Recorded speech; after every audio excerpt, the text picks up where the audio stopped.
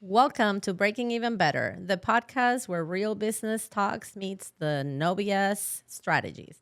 I am Carolina Ponte, your fractional CFO, along with my co-hosts Brenda Harris and Trish Seaman. And today's guest is someone who embodies drive, focus, and straight-up excellence. Yep. Cierra Burdick? That's right. I'm glad I got it right. Is not just a national Team Olympic bronze medalist. She is a 7-time gold medalist with the kind of mental toughness that will make you rethink how you handle your inbox, let alone your business strategy. Can we get a little of this? Shoot, right? 7-time gold medalist.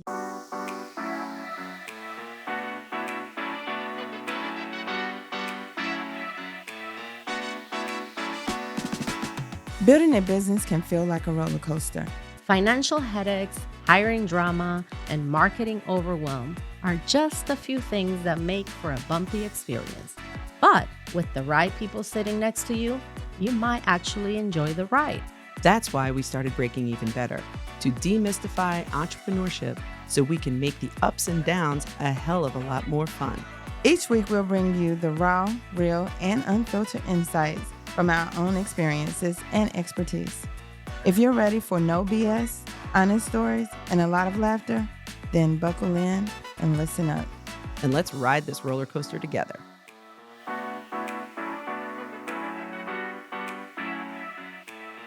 Cierra has competed at the highest level in the world and brought home the hardware. Today, we're going to dive deep into what really makes a champion and how you can apply these Olympic strategies to your business.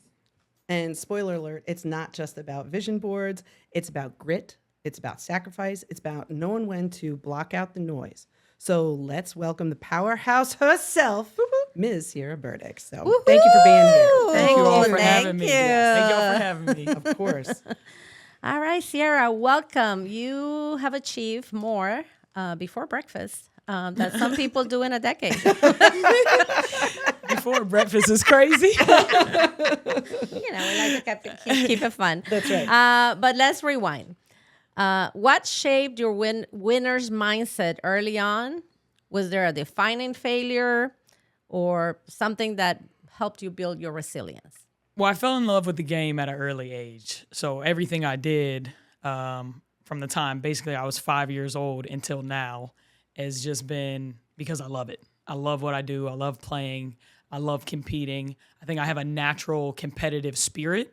My mom put me in sports at a really early age, and I just wanted to win. If somebody could win, like I wanted to win, whether it was like sports or Monopoly or, we're just walking to the car, like that is just my spirit. Like we're kindred spirits. right. just competitive at the core, But, so I think my work ethic and my love for the game and my love and passion for competing has definitely gotten me to where I am today. So I really just credit like falling in love with what I do. And then I've had an unbelievable village. Like it is not done by me solely and by any means. God has blessed me with gifts and talents and abilities, and I thank him every single day. Right. And then he's also just blessed me with an incredible support system and village that I lean on daily. And when you combine those two things with a true love and passion, like incredible things happen. Yes. Agreed. Agreed. Wow, that's great. And I would say that a lot of the entrepreneurs who are listening, they love that passion. That passion is what drives them. It's the true motivation behind what they do. But obviously, motivation and love is not necessarily going to bring you to the Olympics, right? There might be a little something else involved. So most Olympic athletes, and I'm sure you would include yourself in this, eat, sleep, and breathe discipline. Like it's just such an important part. So what's your take on that? Like, how do you keep showing up when you just don't? What if you want to sleep in? Right. What if you just don't want to? Like, what's your take on the role of discipline? Like, what pushes you when motivation has run dry?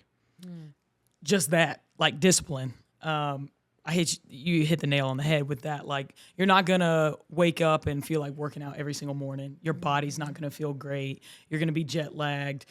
There was once leading up to the Olympics in 2023, I took 66 flights in like 3 months. Like, there's gonna be times when you're tired, when you're physically hurting, just drained, mentally, emotionally, but it's just like discipline, and it becomes a habit. And when your discipline becomes a habit, you can kind of check out from how you may be feeling. Now, there's that part where when I was younger, I would just work hard. My mentality was like no days off. Like, I wanted to be the hardest worker in the world. Right. Nobody was going to outwork me, period. And that was my mentality. Now that I've gotten older, I'm like, okay, I'm going to work hard, but I'm also going to work smart. So knowing when I can take those days off, and knowing that those days off are actually productive, that my body needs that recharge, that reset, they're just as important as my training days. But just becoming disciplined with my routine, with my habits, that is what keeps success consistent. Right. And when you have that foundation of discipline and habits that you build over a course of time, it just becomes second nature. My friends joke all the time, like, I can literally make a Reese's cup last 4 days. Right. Like, because I just am like so disciplined with my eating habits, with my training. You know, I stay away from fried foods. Fried foods. I don't do a ton of sweets. Like, I'll do maybe a half a square dark chocolate a day. Right. Like, and I think it's just, and for me, it's nothing. Right. But it's just that discipline and those habits that I've built, you know, over the course of my entire career. Right. So the habit of rest and the habit of discipline are not antithetical. They're part of the same 100%. process. Yes. Right on. It's finding that balance. And everybody's balance is different. Right. But finding the balance that works for you, that allows you to perform at a peak performance. Like, that is, and it's a process. It's a journey. And different seasons look different than other seasons. Sure. You know, some seasons my body may be feeling great and I may be able to train more, but there's other seasons when the travel is long, it's hard. Right. I'm finishing up a season, going straight into another one, and I may have to prioritize my rest days, my recovery, you know, my mindfulness, my massages. Sure. You know, work looks different depending on where I am in the year and in the season. Right. Ooh, I love that, Me because too. this is an episode about business owners, right? And we try to share things that are going to resonate with them and kind of like spark that idea of how to implement something in their business. And to hear you talk about the discipline and the different seasons, Yeah, the season. is so clear that it's so relatable to a business owner. I related to my own particular business in accounting, right? I have seasons like first quarter.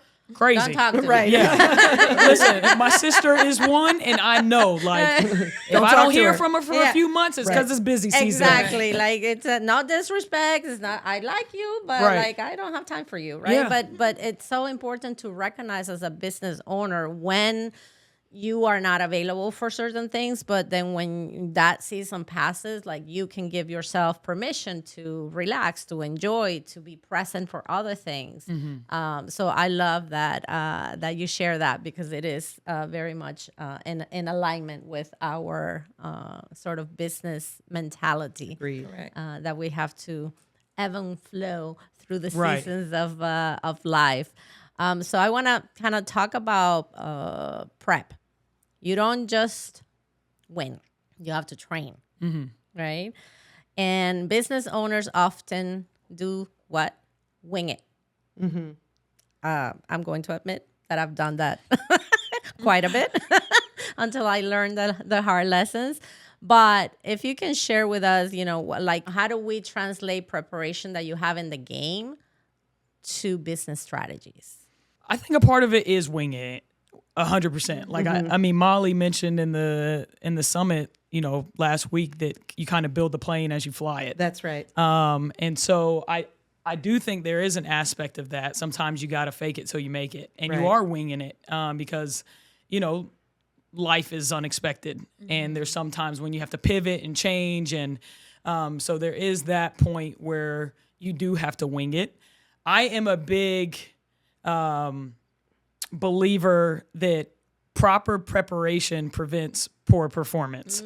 So what is in my control, I want to try to control it, you know? So my preparation, my discipline, my habits, my hobbies, where I'm putting my time, energy, what I'm investing in, that all matters. My sport especially, there is a lot outside of my control. Travel, because we don't have private planes. Like we're at the mercy of the airlines. You know what I'm saying? Right. Travel, where we're staying, where the tournament decides to put us, you know, in the hotel, the food that we're being served, our referees. Like this is stuff that is all out of my control. The weather, we play outdoors in 3x3. So, you know, are we on a rain delay? Are we having to pivot and go inside? Are we not able to warm up on the warm-up court because it's not covered and we basically have to warm up in a little box and be prepared to take the main court? Like these are all things that are out of my control. So the stuff that is in my control, like I really try to maximize and capitalize. And I tell my teammates that all the time. Like in sport, there is an aspect where you have to wing it. You know, you just gotta take it on the fly and kind of handle adversity as it comes. So it is important for the stuff that we can control. Hey, put your phone down and try to get 8 hours of sleep. Yes. Eat well. Yeah, You know, being prepared is what makes you able to wing it. Like if you have zero preparation, if you don't know your skill in your craft, winging it becomes just a hot mess. Right. When you have the tools, you know, whatever comes your way is a lot easier to wing it that way. 100%. Yeah. Yeah, what was that? Proper preparation. Yeah, repeat that. That's a good one, proper too. preparation prevents poor performance. We need to keep that. We need to have Let's that put written that on down. a T-shirt. Agreed. And that'll be merch on your website for your There we business go. in the future. Yeah. Help me out, marketing. Help me out, Trish. We're on it, baby. We're on it. We got all this business ideas We got for it you. ready. Don't Yeah. you worry about I it. love it. I'm going to give you all the reins. That's right. So I had a question, but I feel like you kind of touched on it with when you had responded to Trish. How can business owners shift from I'll do it when I feel like it to I'll do it because that's who I am? That comes down to your core values and morals. My biggest wish for everyone is that they can do what they love for a living. Because I'm living that reality, and I thank God every day that I'm living the life I'm living. And I know there's a lot of people doing work that they don't enjoy and don't love. But business owners especially, I mean, it's gritty what y'all do. Like it is a grind. It can be. And it's on y'all's shoulders to make it work. That part. And so you got to find a bigger purpose in it all. And that's when that joy and love is so important, because that joy and love helps you sustain like the adverse times, the trials, the tribulations. So for business owners, like knowing why you're doing it, Right. and staying true to that, so that when you are getting hit every which way, you got to go back to the core of it all. That's because you're doing what you love, you're doing what you enjoy, you're doing it for the lifestyle that you want. You know, the flexibility, you're your own boss. You believe in your craft and your skills and the gifts you've been given. So I think that just comes down to sticking to your core and your true values. That's true. It is. You mentioned trials and tribulations, and yours are very public. Like if you've had a lot of wins and you've tasted the sweet taste of victory, as they say. But with every win, there's usually a loss too. And you About mentioned 100 losses. Yeah, probably way more. It's like the exponential rate of the more losses you have, the more likely you are to win. So I'm just curious about your own losing with grace and losing with humility. And when you have to take the L, or you take an L that you know it was supposed to be a W. Sometimes it's like you just kind of get beat, and it's like, okay, but then there's other times where it's like it's right there. So how have you overcome those L's? Because again, business owners deal with L's all the time. So I'm just curious about, because in many ways they're just as important. So I'm just curious your take on that. Well, I think the L's are what shape us. They're what build us. They're what develop our character. And in my college career, I credit my college career a lot to my success now, because I went through tons of trials, tribulations, adversities in college. I I learned so much from my head coach, Pat Summitt, who has since passed away. But she was just an incredible leader. And the lessons that she taught me and her players and everyone involved transcended basketball. Like, they went far greater than the court. They were about growing as young women and as people. And one of the things she always said was, handle your failures just like you handle your success. And that was huge to me. That was huge to me because it's, you know, it's about humility, it's about grace, and just being able to learn from your losses and your lessons. That's what helps you down the line. In high school, I was a big fish in a small pond. You know, like, I'm a top recruit in the country, could have went to play at any school of my choice on a full ride. You know, McDonald's All-American, you name it, I had accomplished it. Right.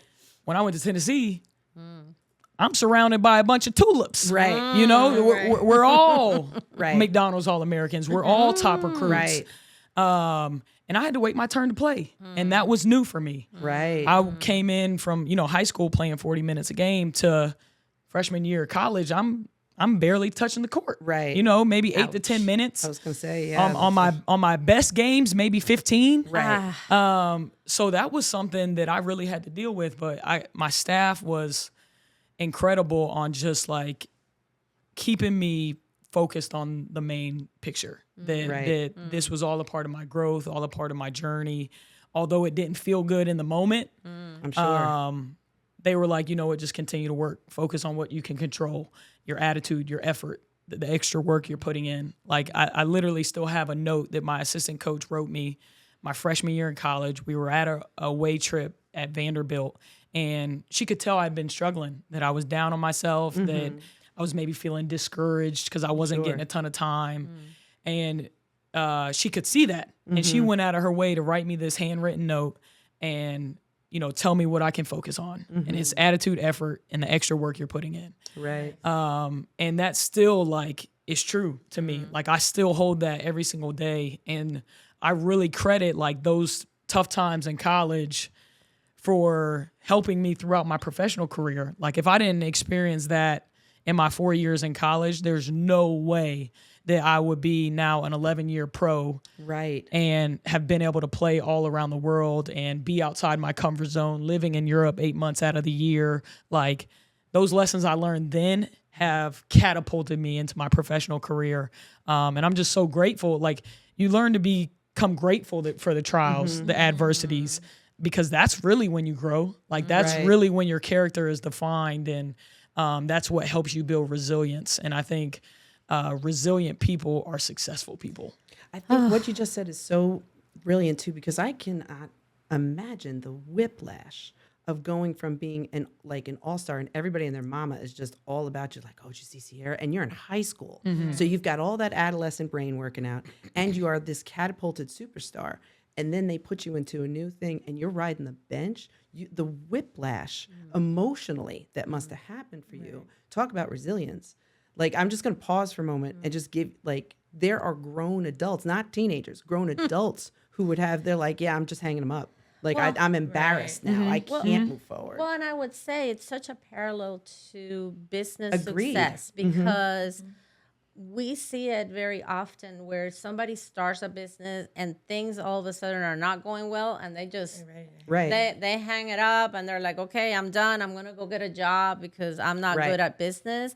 But that persistency and just having that vision that, well, there is a reason for me to go through this, so I can be on the other side. That is exactly what we need in business, is that kind of mindset that lets you got to have that grit at the end of the day. There's got to be some, like, damn it, whatever's thrown at me, I'm just going to work through it. You know, and it's not going to feel good in the moment. But, you know, you, again, keeping that bigger picture in mind, keeping that core reason of why you're doing it, like, that has to stay at the forefront of the mind. But also having the village. which is one of the things that we kind of are trying to build with this podcast, is the Agreed. community, is having that village so that people don't feel alone. Right. Because when you have the losses, you need people to talk to. You need people to tell you, just like that coach, wrote that letter, that note for you to say, don't pay attention to that. Yeah. Right. Because there's a bigger thing coming your way, and you have to pay attention to this. And this is the same thing in our in business. We all need that, because being a business owner is a very lonely place when you don't have partners in business. So you need a village, you need a community that you can talk. That's how this podcast was born, because we were all feeling that need to be heard and seen by people who had gone through the same issues, and we could relate in a way that we couldn't relate to, our families or friends, because Right. they didn't understand the struggle of the business ownership. And in your case, your team members, your coaches, you guys understand that, because that's the life that you're living. Right. Yeah. I know last year, I had maybe 3 mentees at one time. So I help people start staffing agencies if that's what they want, or home care agencies. And one of them, I call once a month just to see how everybody's doing. And I called one of my mentees, and she was like, "Oh, I had to shut down."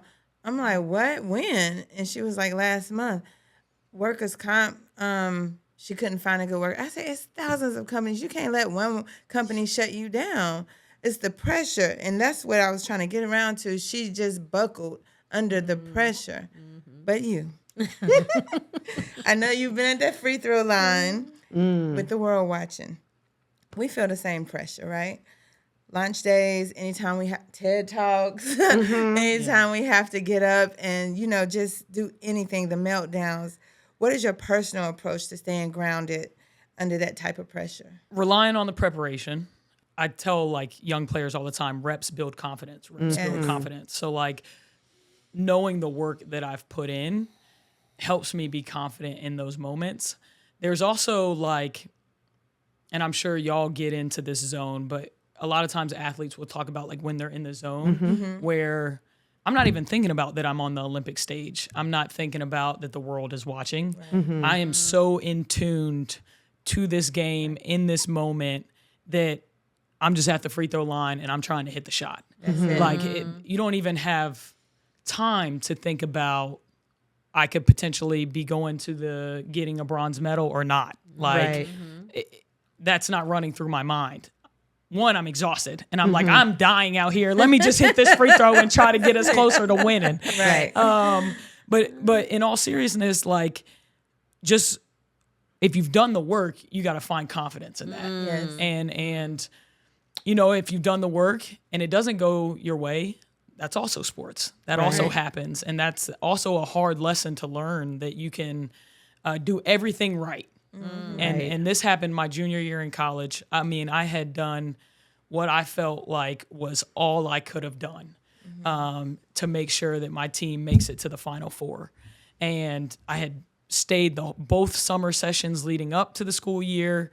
We started training real early in the school year. We worked hard. Practices were a grind. All the preparation had been done. I had literally given my team, the program, the university, all that I possibly had. And then we get knocked out in the Sweet 16. Yeah. So it's that was a hard pill to swallow. And that took me a while to figure out. That you can do everything right. You can put in all the time, the energy, and the preparation, and it still not go the way you intended it to.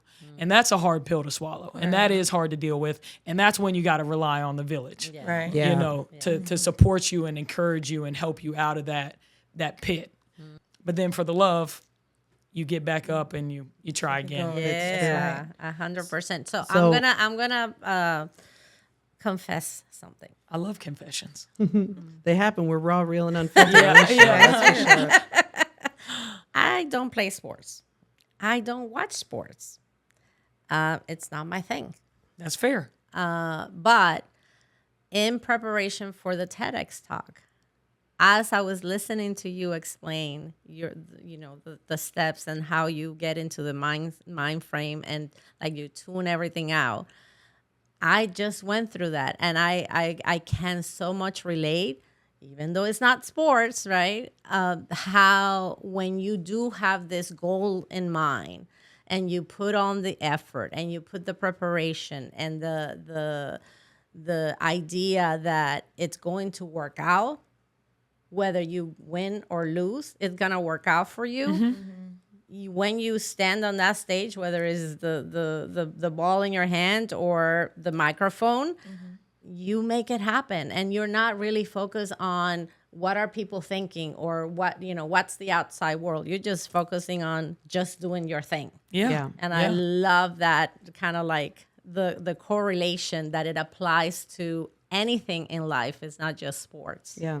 And you've done both the are work for performance. how many years? I mean, so when you go up on that stage, it's just like almost telling your story and telling your recipe for success. And it's like you lived it, you breathed it, you've done it, and now you're sharing that with others, which is, I think, the real purpose in life, to share with others. And like you did that. And it was probably, although probably nerve-wracking, like so rewarding. Yeah. She killed it too. Oh, I'm Brenda sure. and I were She both got there. She 3, killed it. It was 3 standing ovations, and she was one out of That's everybody awesome. that spoke. She killed it. That's awesome. I did go to a corner and cried afterwards. Right. And there were probably tears beforehand too, you know? Right. I mean, that's part of it. Yeah, but I just wanted to share like how it relates to business, how it relates to just any goal that you have in life. Really, it's applying those points that you reference in your game. So I just want to pause for a moment and say if this episode is hitting a little too close to home, that's not a coincidence. Hit the follow button, subscribe wherever you're listening. And hey, don't keep this gold medal to yourself.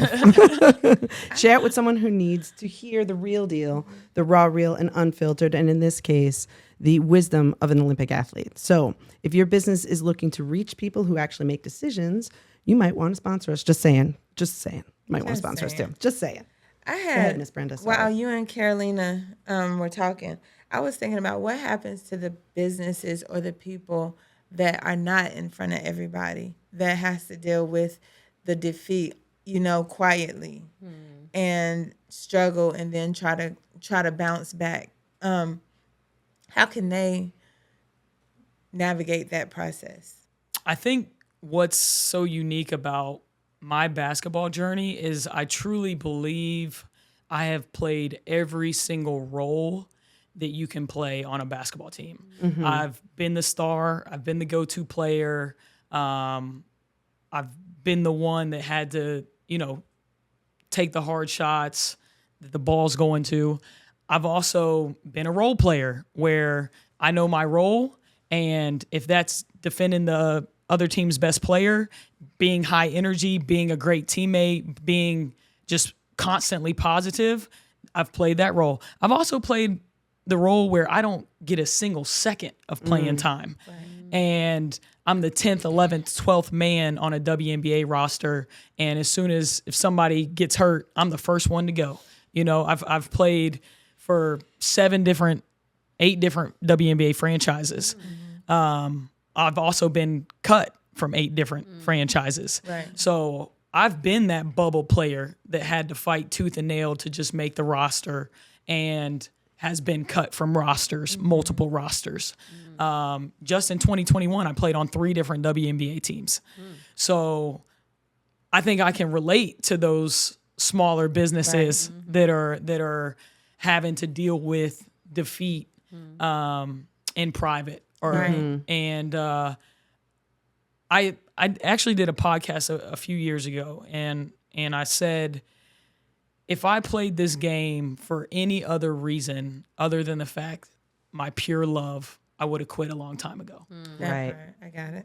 Because of the trials, the tribulations, the heartache, the political games that come with it all. Oh, yeah.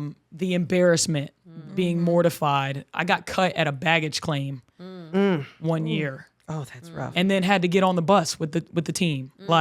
So I have been incredibly embarrassed and mortified in my basketball journey. And those were low points, in my career, in my life. But I go back to it because I love it. I don't do it for fame. I don't do it for clout. I don't do it for followers. I don't do it for money. I do it because I love it. And it's what brings me joy and happiness and peace. And I think that is what is important. And, if you're not able to handle the defeat, maybe you need to reevaluate, is this what you truly love and want to do? Because the defeat's going to come. Right. Like it's only a matter of time until you got to deal with some losses and some adversities. But if you love it, you'll find that way to be resilient and to use that adversity to catapult you to where you want to go. You are so inspirational. Go ahead now with your inspiration. I'm like, what? That's really good. That business owner was me. It was me. And I cried. I balled myself up on the bed. I cried. And I prayed. And I don't know what got me up, but I was going downstairs and I'm just having like strategies hitting me. And I'm like, oh my God, okay. So I dealt with it. Me and my husband dealt with what I was going through. And then I told my tribe, and the moment I told them, I breathed again. Yeah, that weight was lifted. Yeah, it was, I breathed again. My tribe. You need them. You got to have them. Because you got to have them. As business owners, y'all probably think you can handle everything on your own, and then it's all on your shoulders. And we're built like that. It's how our mind is. Like we're like, all right, this is what we're gonna do. Yeah. This is how we're gonna do it. I can handle it. I can do this. And you need those self-pep talks. Yeah, for sure. But sometimes that weight becomes a little too heavy, and you got to be willing to just talk to somebody about it. I know. It's that embarrassment. It's the disappointment you have. All that stuff is just ugh. But yeah, we got through it. And it'll eat at you if you don't release it. That part, right? It's so critical for us to just really, anybody, to talk to the wall. I don't know. You gotta just let it out of your system, because when you don't even voice it out loud, you are bottling it up, and what it does to your physical and mental health, which is what I wanted to ask next. Because burnout, it's a badge of honor. Like, I can work 20 hours a day and do all of the jobs and wear all the hats. Like, this is a proud moment. But what it does to your mental health when you're going through something like that. So in your case, how do you work that out?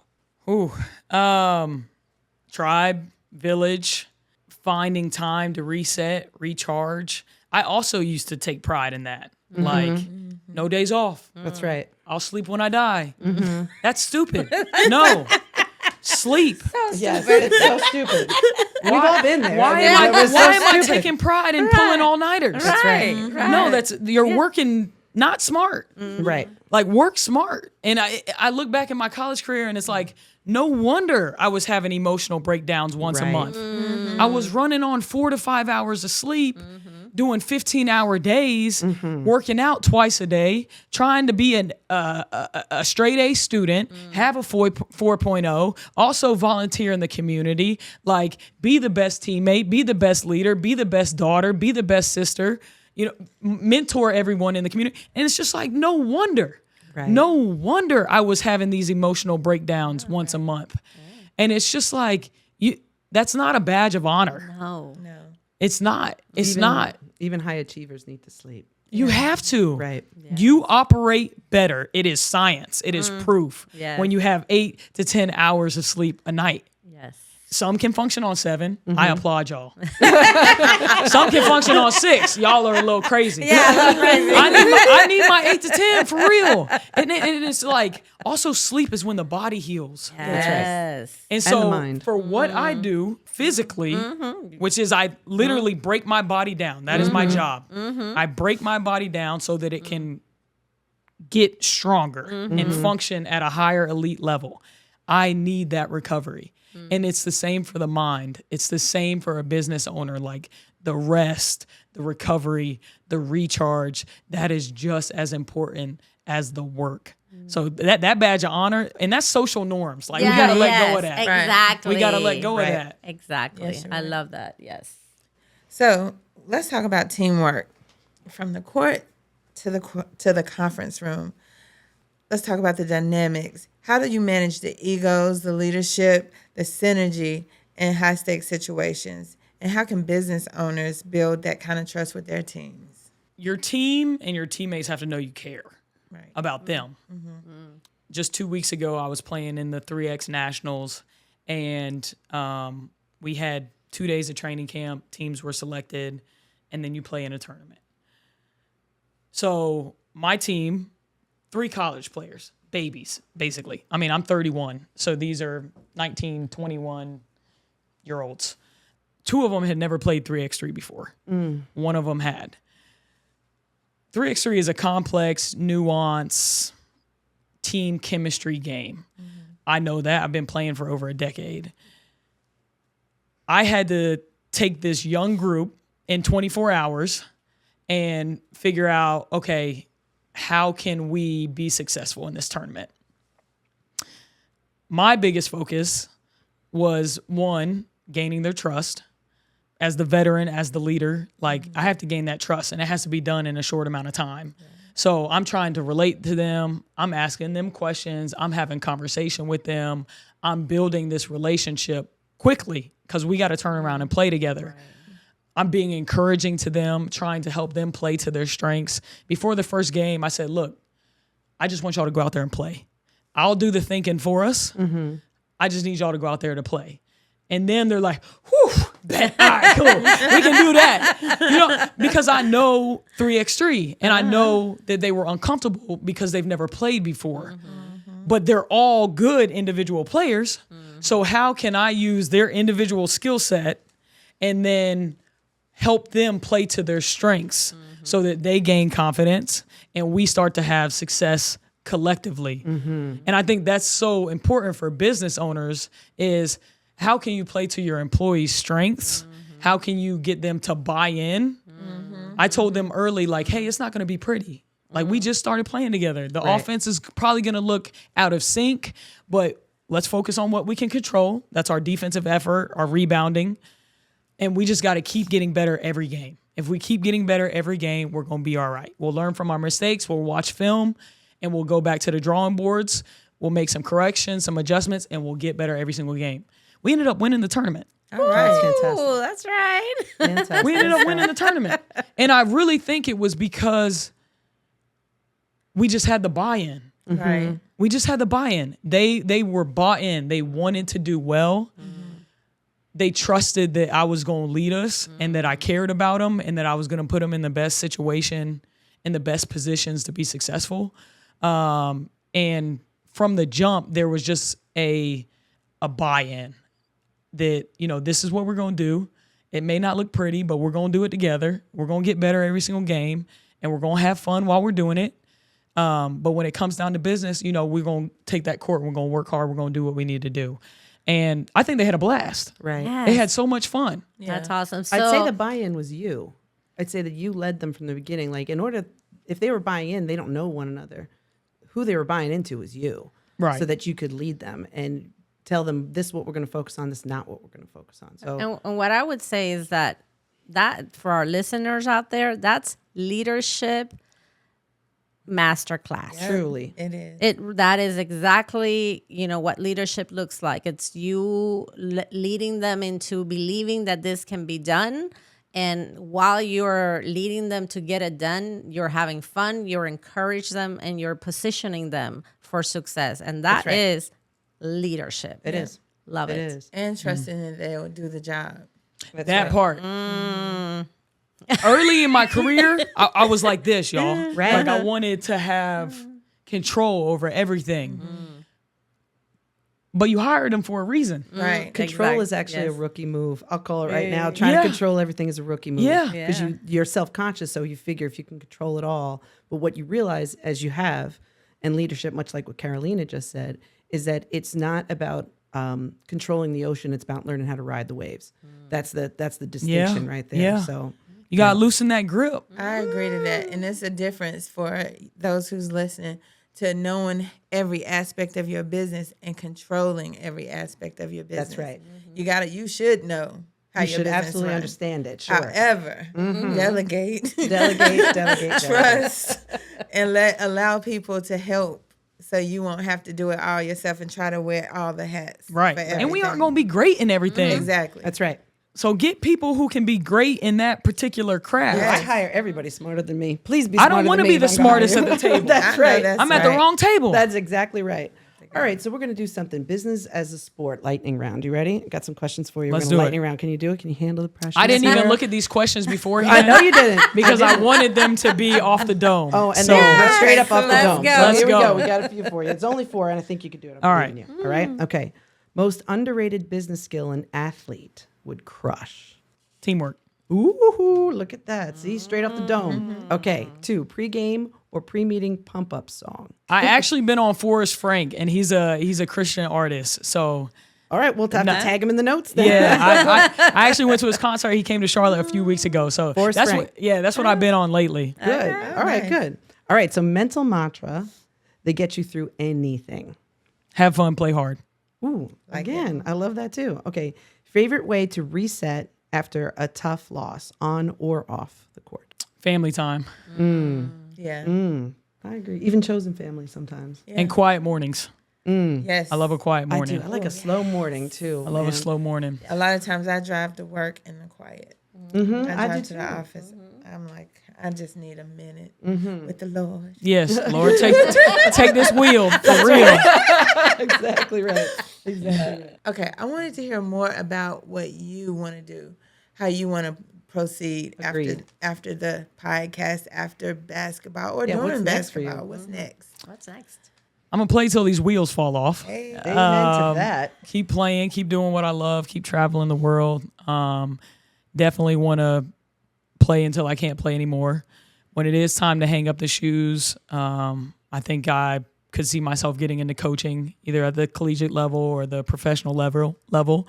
I'm also like big youth development advocate. So mentoring young athletes, not even athletes, just young people in general, and helping them through life's journeys. And then at some point, like I would love to just become like a public speaker and You should. be able to talk and communicate and share stories and share bits and pieces of my journey. I think I definitely have a unique journey, as we all do. And I think it's so important to share that with others and to hopefully just infuse like inspiration and empowerment into other people. Like every morning I just wake up and I'm like, Lord, let me walk in love, serve in love, and lead in love, and help me to be a vessel of love and light. And I think I try to live every single day like that. And I think God has really just blessed my journey. And I've learned a lot of lessons, and I'll continue to learn a lot of lessons. And the more I can share that with other people and help them, chase their dreams and their goals and help them along their journeys. So many people have poured into me, and I know I wouldn't be where I am if it wasn't for the people that took time out of their day to encourage me, to pray over me, to love on me. And I think I owe it to my community and others to do the same. So if I can somehow put all that together and just allow that to be my life, like my career, man, I'd do it in a heartbeat. I got to tell you, as somebody who's sat in the audience of you speaking, I would say that probably much like basketball, the talent's already inherent. It's just a matter of getting your reps in. I met Cierra at Molly Grantham's Bet on Yourself summit earlier this year, and there were several people who spoke. But when I heard you speak, I'm like, I'm going to meet her. I was like, I got to go and I got to meet that woman. I was like, I did. I like pounced on you. I'm like, you. I was like, I gotta speak to you. I want to hear more of what you have to say, because I left, and we go to these kinds of summits and conferences. And I love Molly. I think Molly's great. I think her summit, Bet on Yourself, was fantastic. And the mantra of betting on yourself is what business owners do all the time. So obviously, but I was there for her. I really went to go see her. But when I heard you speak, I was like, I need to go. And there's just an energy that you have and just a natural cadence for you to connect with the audience. There are no Olympic athletes in that room. And yet every last one of us could relate with your story, despite how unique it was. And I think that your commitment to God, your commitment to the community, your commitment to the youth, that is the kind of motivational speaking that organizations try to pull in, because we can talk process and we can talk all the the metrics of business, but it's the inspiration that keeps us coming back. You have a future in this. You just need to structure around it. I'm convinced, ladies. I really am. I'm absolutely convinced. And don't you worry, you have a whole bunch of business I'm consultants. saying y'all are my team now. You're stuck with me. That's right. That's right. You may have developed a circle, whether you want to or not. Exactly. I think right. you walked in here thinking you were gonna have this kind of passy build up. Right. Yeah, the posse's building up for sure. 100%. 100%. But we certainly appreciate you and sharing, your story and all of the lessons learned in your career, and that applies to your next career, whether it's coaching others, whether it's mentoring, or whether it's doing the public speaking. So right. You have a bright future ahead of you. That does not necessarily have to do with playing and hurting your body. I think you can do all of it. All of it is in your reach. So we're gonna keep going with that. But thank you so much, Cierra, for being here. Thank you for joining us and being just raw, real, and unfiltered with us. Right. Man, I appreciate y'all. Yes, you've given us an Olympic level clarity for business owners and for our audience. How can they connect with you? On Instagram, C_Burdick11. You can shoot me a message, or on my website, ccburdick.com. There is a form that you could fill out to connect with me. So if you guys want to get in touch. There you go. If you're looking for a motivational speaker, we know one. We got you. We got one. And for our listeners, if you are here playing small, consider this your permission slip to go big. Take what Cierra said today and train for the next level. Absolutely. And if this episode hit you hard, but hit you hard in the best way, tag us, share it, and let Cierra know what landed. I think that's important for her in the next level of your career. What of these nuggets were most impactful coming from you so that your audience knows? Don't just break even Better. Thank you so much for listening to the Breaking Even Better podcast. If you've enjoyed this episode, please take a minute to leave us a review on Apple Podcasts and subscribe to our YouTube channel for more content. To connect with our podcast or any of us individually, make sure you head to the show notes for all the links you need. See you in the next episode.